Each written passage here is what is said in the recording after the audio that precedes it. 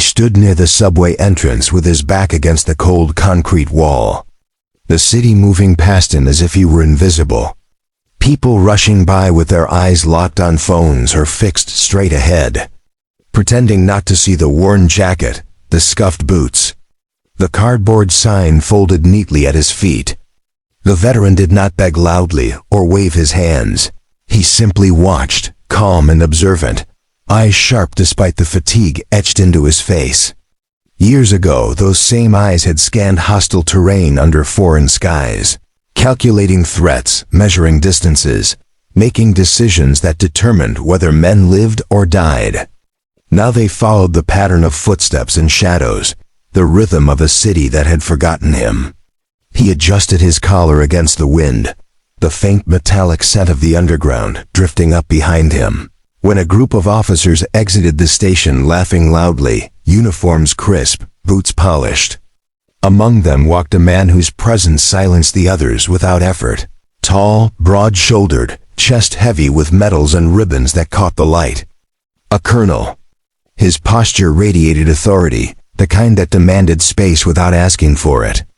The colonel's eyes fell on the veteran and lingered, curiosity turning into mild amusement. He slowed his pace, studying the man like an oddity placed out of context, then stepped closer, the other officers hanging back instinctively. "You there," the colonel said, his voice confident, edged with humor meant for an audience. "You look like you're playing soldier. What rank are you supposed to be?" The question drew a few chuckles from behind him. The veteran looked up slowly, not startled, not offended, simply measuring the man in front of him. He took in the colonel's insignia, the way he stood, the way his eyes searched for validation from his subordinates. The veteran did not answer immediately. Silence stretched, uncomfortable now, the laughter dying out. When he finally spoke, his voice was steady low, carrying a weight that did not need volume. "My last position," he said, "was JSOC Commander." The words landed quietly, without flourish, without pride, simply stated as fact. For a split second the colonel smiled wider, assuming it was a joke, ready to fire back a sarcastic remark, but something stopped him. It was the veteran's eyes. They were not pleading, not defensive, not trying to impress. They were the eyes of someone who had given orders that echoed through command centers and battlefields alike. The colonel's smile faltered. He laughed once, sharply, then stopped. "That's not funny," he said, but his voice lacked its earlier confidence. The officers behind him shifted, uncertain now. One of them frowned, studying the veteran more closely, noticing details others had missed. The way he stood despite the fatigue, the faint scars along his hands, the posture ingrained too deeply to fade. The colonel felt a sudden tightness in his chest, an unexpected pressure that had nothing to do with the cold. He opened his mouth to speak again, but the words tangled somewhere inside him. Memories he had buried surfaced uninvited, briefings attended, names whispered with reverence, operations so classified they were never written down. JSOC Commander was not a title tossed around lightly. It was a position known only to those at the very top, a role that shaped modern warfare from the shadows. The colonel swallowed, his throat dry. "You expect me to believe that?" he asked, but now there was an edge of fear beneath the skepticism. The veteran nodded once. "You don't have to believe anything," he replied. Belief was never part of the job. A sudden wave of dizziness hit the colonel, the world tilting just enough to make him step back. His hand went to his chest instinctively. One of the officers moved forward. "Sir?" The colonel raised a hand to stop him, but his knees weakened, the strength draining from his body as realization set in. Not certainty, but the terrifying possibility that this man was telling the truth. The colonel prided himself on knowing people, on reading lies, on commanding respect, yet here he stood, shaken by a man with no rank on his shoulders and no roof over his head. His breathing grew shallow. He tried to steady himself, to laugh it off, to reclaim control, but his body betrayed him. Pain shot through his chest, sharp and unforgiving, and the city noise blurred into a dull roar. He staggered, then collapsed onto the pavement, metals clinking uselessly as he hit the ground. Shouts erupted around them, officers rushing to his side, calling for medical assistance. The veteran stepped forward calmly, kneeling beside the colonel with practiced ease. He checked his pulse, his breathing, movements precise and efficient, muscle memory taking over. "He's having a cardiac event," the veteran said firmly. "Loosen his collar. Keep him still." The officers hesitated for only a second before obeying, their training overridden by the authority in the veteran's voice. As sirens wailed in the distance, the veteran held the colonel's gaze, the man's eyes wide with fear and confusion. "Breathe," the veteran said quietly. "You're not in command right now. Let go." The colonel tried to speak, to ask questions, to apologize, but his words failed him. All he could do was cling to consciousness as the veteran stabilized him, a stranger who was suddenly the most capable person on the scene. Paramedics arrived quickly, pushing through the crowd, taking over with brisk efficiency. They worked on the colonel, loading him onto a stretcher, while the officers stood aside, shaken and silent. One of them turned to thank the veteran, but he had already stepped back, blending once more into the background.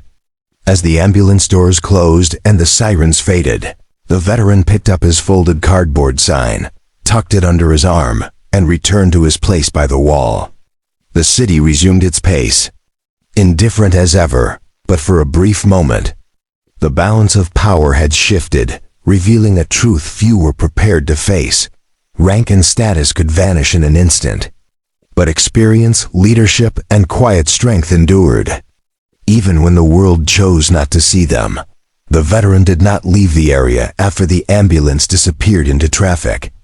He remained where he was, not out of attachment to the moment, but because routine anchored him. And routine was one of the few things the street had not taken away. People began whispering, pointing discreetly. Fragments of the incident spreading through the crowd in distorted pieces. A colonel collapsed. A homeless man gave orders. Police listened. Something strange had happened.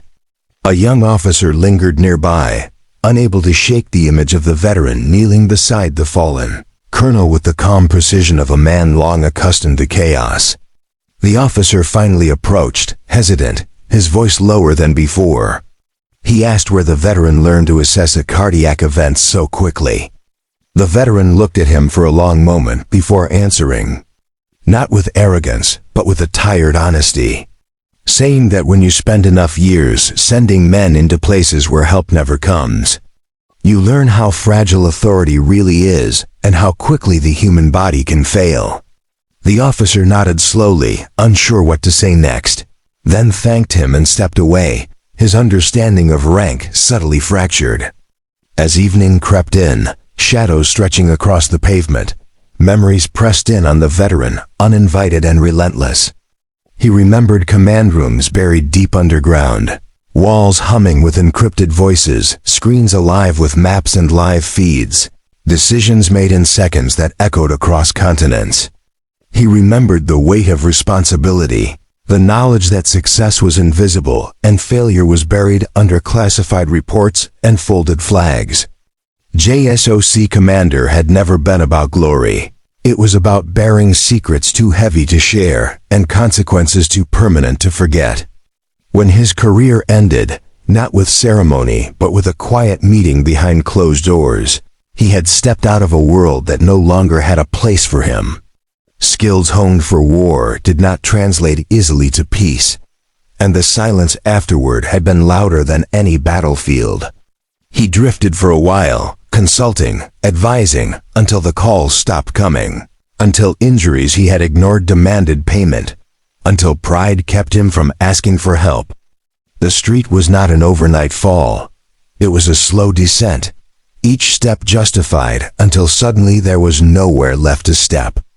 Across town, in a hospital room filled with sterile light and rhythmic beeping, the colonel lay conscious but shaken, the confidence that once defined him stripped away. Doctors spoke in measured tones, nurses adjusted equipment, but his mind replayed the encounter again and again. He had mocked a man without knowing him, had assumed that rank equaled worth, that appearance equaled truth. The words JSOC Commander echoed in his thoughts, no longer sounding absurd, but terrifyingly plausible. He recalled briefings where that title had been mentioned only in passing, always with caution, always without a name. He wondered how many men like that existed, unseen, discarded once their usefulness ended. The realization unsettled him more than the pain in his chest.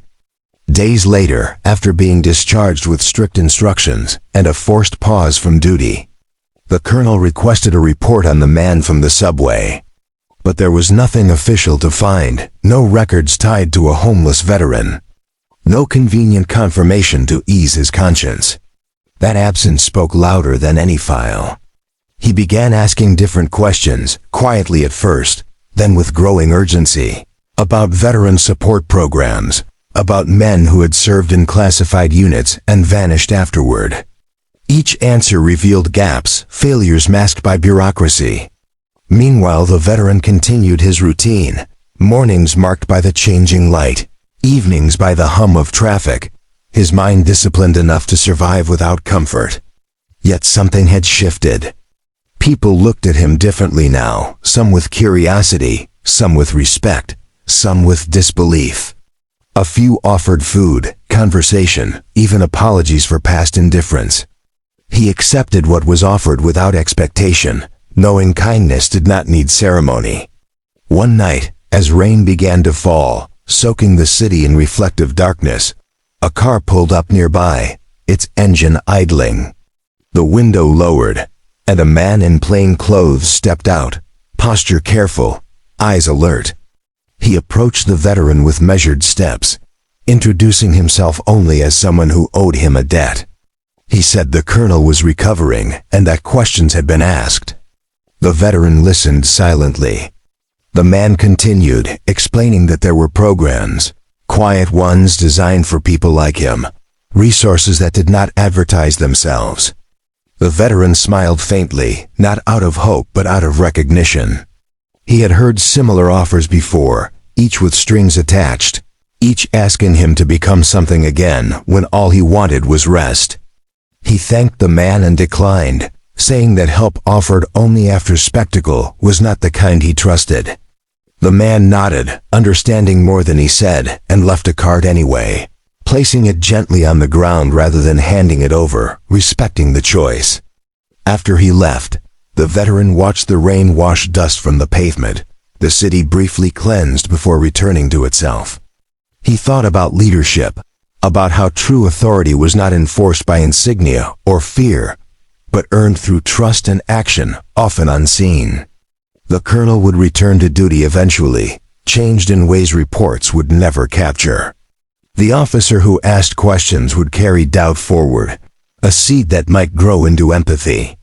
And the veteran would remain where he was, not because he had nowhere else to go, but because he understood something the world often forgot, that power was temporary, titles were fragile, and the measure of a person was revealed not in comfort, but in how they treated those they believed beneath them.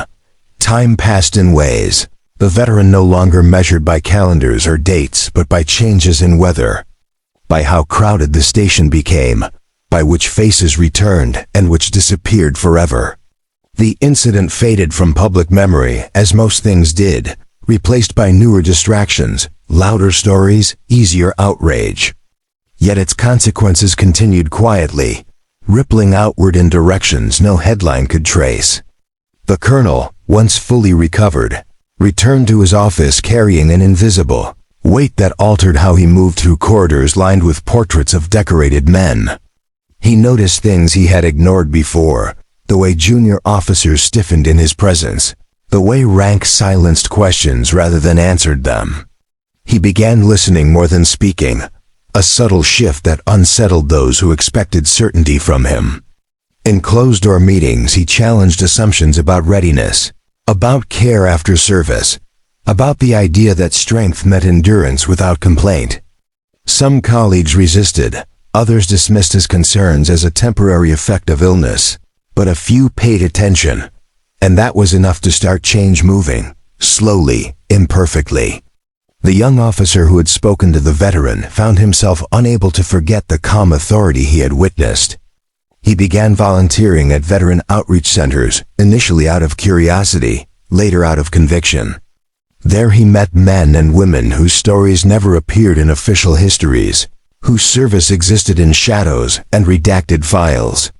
He recognized the same quiet discipline, the same haunted patience, and he understood that the line between stability and collapse was thinner than training manuals admitted.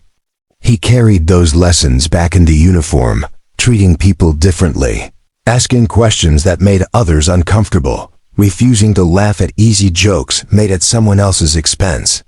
As for the veteran, life did not transform overnight into redemption or reward. There were no dramatic rescues, no sudden reunions, no speeches about honor. What changed was smaller, more human. A shop owner began setting aside leftover food without asking questions. A transit worker allowed him to warm up inside on particularly brutal nights. Conversations happened, brief but sincere, about weather, about sports, about nothing and everything.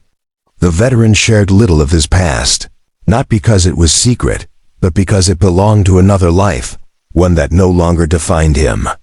He found peace in observation, in helping where he could, in offering advice when asked and silence when it was needed more. Occasionally he would wake from dreams of command rooms and distant desserts, heart racing, mind already calculating responses to threats long gone. He would sit up, breathe slowly, ground himself in the present, reminding himself that the world no longer required him to decide the fate of others before dawn. One morning, months after the incident, the colonel stood at the edge of the same station entrance, dressed not in uniform, but in a simple coat, no insignia, no entourage. He scanned the familiar space until his eyes found the veteran. For a moment he hesitated, stripped of the authority he once used as armor. Then he walked forward, stopped a respectful distance away, and spoke plainly. He said thank you, not as an officer but as a man who had been saved, not only physically but from a dangerous certainty about his own importance. The veteran listened without interruption. When the colonel finished, the veteran nodded once, accepting the gratitude without ceremony. They stood there, two men shaped by the same institution in vastly different ways, sharing a silence that carried more understanding than words.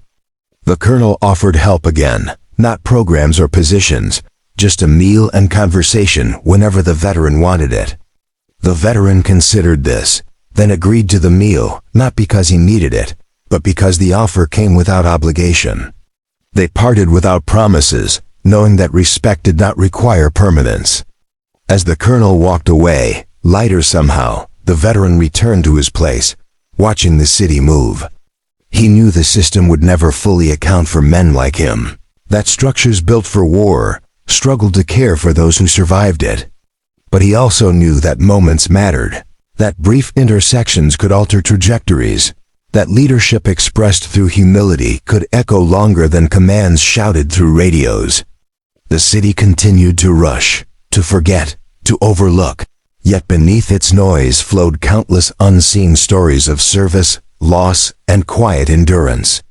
The veteran remained one of them, not a symbol, not a lesson wrapped neatly in narrative, but a living reminder that dignity did not depend on recognition.